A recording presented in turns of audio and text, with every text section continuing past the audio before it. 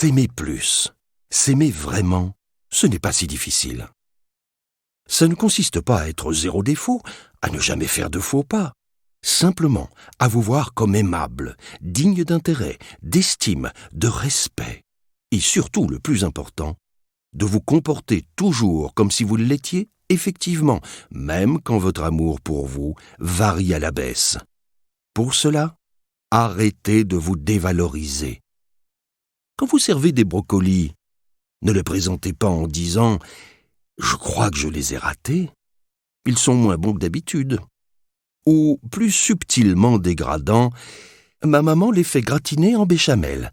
C'est autrement bon. » Votre compagnon se demande s'il n'aurait pas mieux fait d'épouser votre mère. Vos invités se disent qu'ils se sont trompés d'adresse. Pareil quand on vous fait un compliment. « Oh, c'est joli ce que tu as aujourd'hui. » Ne répondez pas « Oh, c'est pas cher. » Même si vous avez acheté votre costume chez Tati. Ou « Oh, j'ai fait une folie. Je ne recommencerai plus. » Si vous vous êtes ruiné chez Armani. En vous dévalorisant, vous dévalorisez les autres.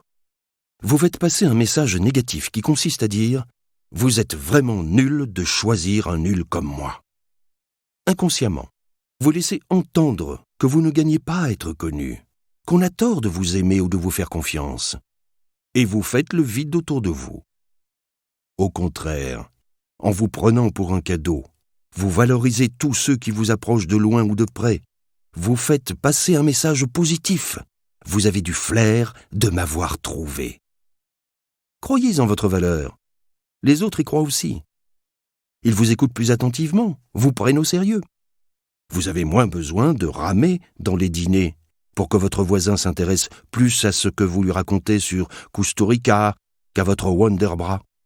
Ou dans votre job, quand vous avez un message important ou une idée à faire passer. Vous devenez plus crédible, plus méritant. Quand vous demandez quelque chose, vous l'obtenez plus facilement, plus rapidement. Respectez-vous, les autres vous respectent. Votre conjoint ne vous serine plus à longueur d'année. Tu vois, je te l'avais bien dit, chaque fois que vous faites une gaffe. Et votre patron se déplace quand il veut vous parler.